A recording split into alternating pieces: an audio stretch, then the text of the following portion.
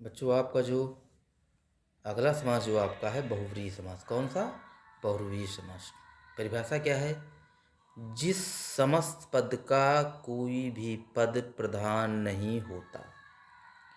बहुव्रीहि का मतलब होता है कि जिसमें दोनों पद प्रधान नहीं होते, बल्कि वह किसी अन्य का बोध कराता है, अर्थात कोई तीसरा पद प्रधान होता है, बहुव्रीहि समास कहलाता है। इंपॉर्टेंट क्या है? इस समास में देवी देवता और राक्षसों के नाम अधिकतर आते हैं, क्योंकि संख्यावाची ये भी होता है, लेकिन आपको ध्यान देना है कि वहाँ पर अगर देवी देवता या राक्षसों के नाम है तो वहाँ पर बहुव्रीहि समास होगा। एग्जाम्पल देखिए, जैसे 10 मुख। पूर्व पद क्या है? 10 है। अगला क्या है? मुख है। 10 है मुख जिसके, अर्थात कौन है? रावण। किसके 10 मुख है? रावण के 10 मुख है।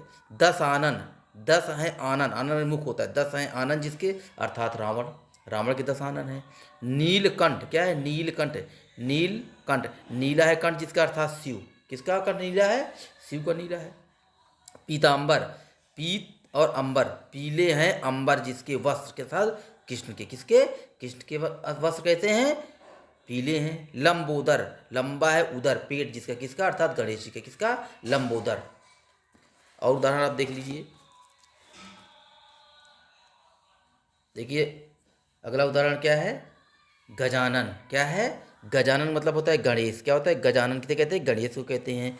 गज के समान आनन है जिसका, अर्थात गणेश है। चक्रपाणी, अर्थात चक्र है, पाणी माने हाथ में जिसके, अर्थात विष्णु है।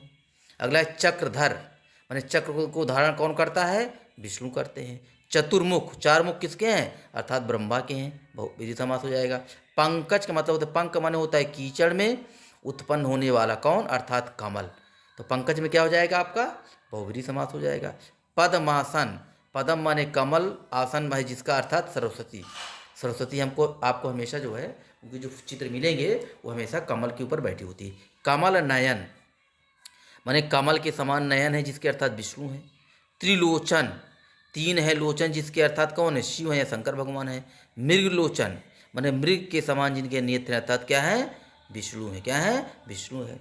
बहुव्रीहि समास में विग्रह करने पर विशेष रूप से वाला, वाली, जिसका, जिसकी, जिसके आदि शब्द आते हैं। अर्थात जो बहुव्रीहि समास आपका होगा उसमें दोनों पद प्रधान न होकर के बल्कि कोई तीसरा पद प्रधान होता है, और इसमें अधिकांशतः देवी देवताओं या राक्षसों के नाम आते हैं।